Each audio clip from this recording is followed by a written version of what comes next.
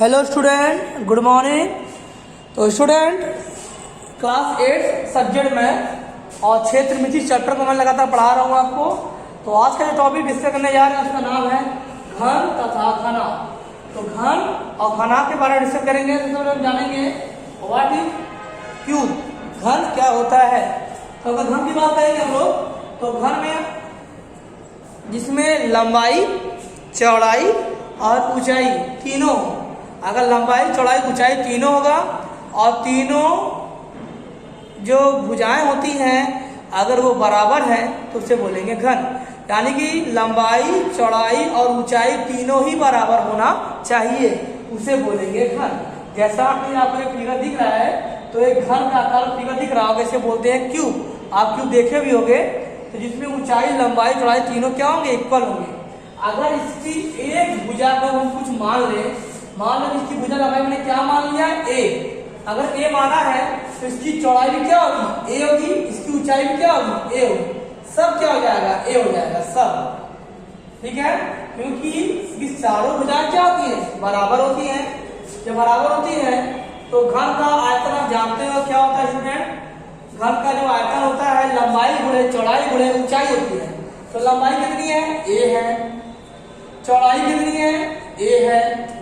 ऊंचाई कितनी है, ए है। तीनों ए है, तो ए गुणे ए मतलब क्या हो गया, ए की पावर 3। तो ये हो गया फॉर्मूला स्टूडेंट। घन का आयतन हो गया ए गुणे ए बराबर ए की पावर 3। ठीक, अब आते हैं घन का फलक। तो स्टूडेंट इसमें शब्द आया फलक। फलक क्या होता है पहले इसके बारे में बताते हैं। फलक आप देखो, जैसे कोई एक कमरा है, अब वो कमरा क्या होता है, चार दीवारी से, तो चार दीवारों के दम पे तो कमरा तैयार होगा। तो जब चार दीवारें होती हैं वो, और एक छत होता है उसमें, और एक फर्श होता है। तो ये जो सारी चीजें मिलकर बनती हैं उसे बोलते हैं क्या, हम लोग फलक बोलते हैं। अब मैं जिस कमरे में खड़ा हूँ, अब पीछे सब देखो ये दीवार दिख रही होगी आपको, तो ये पूरा दीवार क्या हो गया, फलक हो गया। तो इस दीवार सामने भी एक दीवार होगा, वो भी हमारा क्या हो गया, फलक हो गया। इस साइड दीवारें हैं, इस साइड दीवारें हैं, ये भी क्या हो गया, फलक हो गया। छत और फर्श ये भी क्या हो गया, फलक हो गया। तो कुल कितने फलक हुए देख लो आप, एक हो गए, सामने 2 हो गया, ये 3 हो गया, ये 4 हो गया, और नीचे का ये 5, ऊपर का ये 6। तो किसी भी कमरे का कितने फलक होना है, 6 होते हैं। कितने होते हैं, 6। तो कुल कितने होंगे घन के फलक, 6 फलक होंगे। मतलब 6 चीजों से घिरा हुआ जो बंद आकृति है, ये हमारा क्या है, घन है। अब आता है घन का पार्श्व पृष्ठीय क्षेत्रफल। ये क्या होता है स्टूडेंट, अब इसमें जो क्षेत्रफल निकालना है, आप जानते हैं क्षेत्रफल क्या होता है, लंबाई गुणे चौड़ाई होता है, ये तो पता ही है। अगर लंबाई को हम लिखेंगे ए, चौड़ाई लिखेंगे ए, तो ए गुणे ए बराबर ए स्क्वायर। लेकिन पार्श्व मतलब क्या होता है, देखो अब इस कमरे की बात करें तो हम लोग छत को छोड़ दें और फर्श को छोड़ दें। इन दोनों छोड़ने के बाद बाकी जो दीवारें बचेंगी उसी को हम लोग क्या बोलते हैं, पार्श्व पृष्ठीय क्षेत्रफल। ठीक है, हमें केवल दीवारों को लेना है, ना कि फर्श और ना कि छत को। तो कुल कितने हो गए, 1 फलक, 2 फलक, 3 फलक और 4 फलक। तो 4 हो गए, तो लिखो यहाँ पे 4। और कितने हैं, लंबाई गुणे चौड़ाई मतलब ए गुणे ए, मतलब क्या, ए का स्क्वायर। तो ये हो गया पृष्ठीय क्षेत्रफल का फॉर्मूला स्टूडेंट। क्लियर है। अब आगे आते हैं, लिखा है घन का संपूर्ण पृष्ठीय क्षेत्रफल। संपूर्ण मतलब होता है पूरा।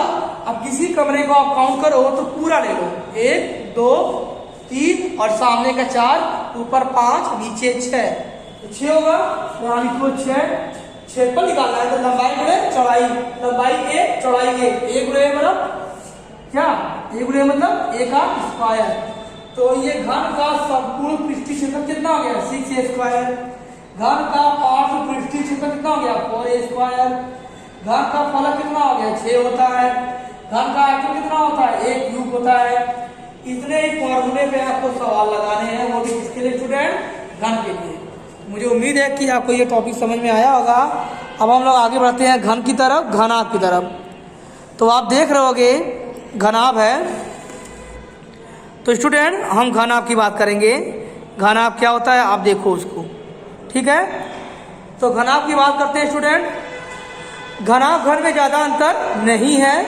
अब बस आप देख लो कि घन में चारों भुजाएं बराबर होती थी, लेकिन घनाभ में चारों भुजाएं बराबर नहीं होंगी। ठीक है, तो आपको दिख रहा होगा ये ए है, इसे बी मान लो, इसे सी मान लो, इसे डी मान लो। ठीक है, इसे ई मान लो, एफ जी और एच मान लो। तो इसके भी कुल कितने फलक होंगे? 6। 1 2 3 4, सामने का 5, पीछे का 6। ये घनाभ जस्ट लाइक एक कमरे की तरह होती है। कमरा जैसा होता है ना, वैसे ही पूरा घनाभ मान लो। ठीक है, तो वैसे ही आप घनाभ मान लोगे तो आप देखो कि अगर इसको हम लंबाई दिखाएंगे, ठीक है, अगर इसको हम लोग बोल देंगे क्या, चौड़ाई, चौड़ाई को बोल देंगे बी और ऊंचाई को बोल देंगे क्या स्टूडेंट? एच। ठीक है, लंबाई को एल मान ले, चौड़ाई को बी मान ले, ऊंचाई को एच मान ले। तो घनाभ का आयतन क्या होगा? लंबाई गुणे चौड़ाई गुणे ऊंचाई। तो लंबाई को लिखेंगे एल, चौड़ाई को लिखेंगे बी, ऊंचाई को लिखेंगे एच। ये हमारा हो गया फार्मूला। घनाभ का आयतन बराबर लंबाई गुणे चौड़ाई गुणे ऊंचाई। तो मुझे उम्मीद है स्टूडेंट आपको ये समझ में आ रहा होगा। अब आते हैं घनाभ का फलक। मैंने अभी समझाया आपको, एक कमरे को इमेजिन करो। अब कमरे के ये भी देखो आप कितनी दीवारें आपको दिख रही हैं। एक दीवार है, 2 दीवार है, एक पीछे है 3, एक सामने है 4, एक ऊपर का छत है 5, एक नीचे का फर्श है 6। कुछ 6 होंगे। इसके भी कितने फलक होंगे स्टूडेंट? 6 फलक होंगे। क्लियर है? घनाभ का पृष्ठीय क्षेत्रफल। अब घनाभ का पृष्ठीय क्षेत्रफल क्या होता है, इसको समझने में बात है। मैंने कहा ना, पृष्ठीय क्षेत्रफल की जब भी बात करें तो आप फर्श को, जमीन वाले हिस्से को, छत वाले को छोड़ दो, बस दीवारों को काउंट करो। 1 दीवार, 2 दीवार, 3 दीवार, 4 दीवार। कुछ 4 दीवारें हैं ना, जब 4 दीवारें हैं तो आप देखो यहाँ पे 4। ठीक है, अब उसका आपको निकालना है क्या, उसको आपको निकालना है क्षेत्रफल। अच्छा, क्षेत्रफल निकालने के लिए क्या करेंगे हम लोग? तो घनाभ का जो क्षेत्रफल निकालेंगे, पार्श्व पृष्ठीय क्षेत्रफल निकालेंगे स्टूडेंट, उसका फार्मूला हो जाएगा 2 कोश में L + B गुणे ऊंचाई। मतलब उस दीवार की चौड़ाई कितनी है, उस दीवार की लंबाई कितनी है। अब जब लंबाई जोड़ोगे, चौड़ाई जोड़ोगे तो ऊंचाई जोड़नी पड़ेगी। तो 2 कोश में लंबाई प्लस चौड़ाई गुणे ऊंचाई, ये घनाभ का पार्श्व पृष्ठीय क्षेत्रफल का फार्मूला है स्टूडेंट। ठीक है, अब हम लोग आगे आते हैं संपूर्ण वाला। ठीक है, घन का संपूर्ण पृष्ठीय क्षेत्रफल का जो फॉर्मूला है उसको लिख लेते हैं हम लोग। तो उसमें आप एक काम करो, यहीं पे जगह देख लो, उसको लिखेंगे L B plus B H plus H L. आपको दिख रहा होगा 2 ब्रैकेट में L B B H H L. मतलब कि 2 कोष्ठ में लंबाई गुणे चौड़ाई प्लस चौड़ाई गुणे ऊंचाई प्लस ऊंचाई गुणे लंबाई। मतलब कि आप उसके लंबाई चौड़ाई में, चौड़ाई ऊंचाई में, ऊंचाई लंबाई में मल्टीप्लाई करके 2 से मल्टीप्लाई कर दो, आप घनाभ आ जाए। घनाभ मतलब ये होता है बच्चे कि पूरे भाग में, और इसको मतलब आपको छत और फर्श छोड़ देना है। अब आते हैं घनाभ का विकर्ण। तो इसके लिए फॉर्मूला होगा स्टूडेंट, वो रूट में हो जाएगा एल का स्क्वायर, बी का स्क्वायर और एच का स्क्वायर। एल का स्क्वायर, बी का स्क्वायर और एच का स्क्वायर, ये फॉर्मूला है स्टूडेंट। तो इतने चीजों को लेकर हम घनाभ के क्वेश्चन को सॉल्व करेंगे। अभी आगे हम इसी पे सवाल लगाने जा रहे हैं। ओके, तो स्टूडेंट आप देखो, अभ्यास 10.2 हम शुरू करने जा रहे हैं। तो आपको दिख रहा होगा स्क्रीन पे, आप देखो कि 10.2 के अभ्यास को पहले क्वेश्चन दिया है, रिक्त स्थान भरिए। तो पहला बोला है कि द्रव्य और गैस का आयतन खाली स्थान में व्यक्त किया जाता है। तो इसको किससे व्यक्त करेंगे स्टूडेंट? तो लीटर में। क्या हो जाएगा? लीटर में। आपका पहला आंसर होगा लीटर। तो पहले क्या भराएगा स्टूडेंट?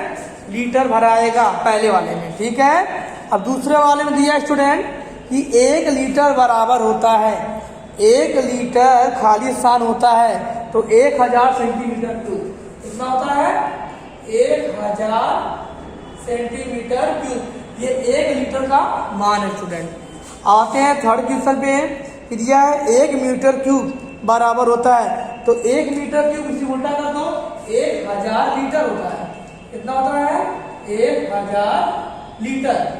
ठीक स्टूडेंट, तो 1000 लीटर भराएगा आपको तीसरे वाले में। चौथा है 4 दीवारों के क्षेत्रफल को कहते हैं।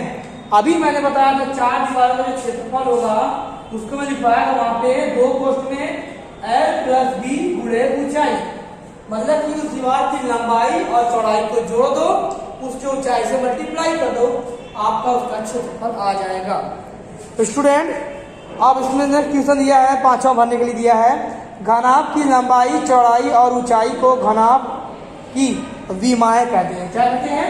विमाएं, या एजेस कहते हैं, या विमाएं। तो ठीक है, ये विमाएं हैं जो लंबाई चौड़ाई और ऊंचाई हम बार बार बोल रहे हैं, उसे बोलते हैं क्या स्टूडेंट? विमाएं बोलते हैं। ठीक है, तब इसके आगे क्वेश्चन सॉल्व करते हैं। ओके, तो स्टूडेंट नेक्स्ट क्वेश्चन देखते हैं। आगे सामने एक क्वेश्चन में पढ़ रहा हूँ, देखिए आप मिला लीजिए। यहाँ लिखा है कि एक घनाभ का क्षेत्रफल, एक घनाभ का आयतन, ठीक है, 36 सेंटीमीटर क्यूब और इसके आधार का क्षेत्रफल 18 वर्ग सेंटीमीटर है। घनाभ की ऊंचाई कितनी होगी? देखो घनाभ का आयतन दिया है 36 सेंटीमीटर क्यूब है और उसके आधार का क्षेत्रफल 18 वर्ग सेंटीमीटर है। घनाभ की ऊंचाई ज्ञात कीजिए। सबसे पहली बात दिया क्या नोट कर स्टूडेंट, घनाभ का आयतन दिया है। घनाभ का आयतन कितना दिया स्टूडेंट? 36 सेंटीमीटर क्यूब दिया है। अब आपको पता है कि घनाभ का आयतन क्या होता है? लंबाई गुणे चौड़ाई गुणे ऊंचाई। ये दिया कितने बराबर? 36 दिया है। ठीक स्टूडेंट, ये दिया है। फिर आगे बोला है इसके आधार का क्षेत्रफल कितना है? 18 वर्ग मीटर है। तो आधार का क्षेत्रफल, आपको पता है कि क्षेत्रफल क्या होता है? आप लिखो यहाँ पे आधार का क्षेत्रफल बराबर क्या? लंबाई गुणे चौड़ाई बराबर कितना दिया है? 18 सेंटीमीटर है। तो स्टूडेंट अगर लंबाई गुणे चौड़ाई का मान 18 सेंटीमीटर स्क्वायर है तो आप देखो कि यहाँ क्या लिखेंगे? लंबाई गुणे चौड़ाई गुणे ऊंचाई बराबर 36 लिखेंगे। तो लेकिन लंबाई और चौड़ाई का मान है कितना? 18 है। तो ये मैच कर रहा है, यहाँ भी LB है, यहाँ भी LB है। इसके जगह हम क्या लिखेंगे? 18। इसके जगह लिखो आप 18 गुणे h बराबर 36। इसको इधर ले जाओ तो h इक्वल टू क्या आया? 36/18। ये काट दो स्टूडेंट, कितना आया? 2 सेंटीमीटर इसकी लंबाई हो गई। मुझे उम्मीद है कि ये क्वेश्चन भी आपको समझ में आ गया होगा। अब नेक्स्ट वीडियो में इसी के आगे के एक्सरसाइज को मैं सॉल्व करवाऊंगा। Okay student, thank you.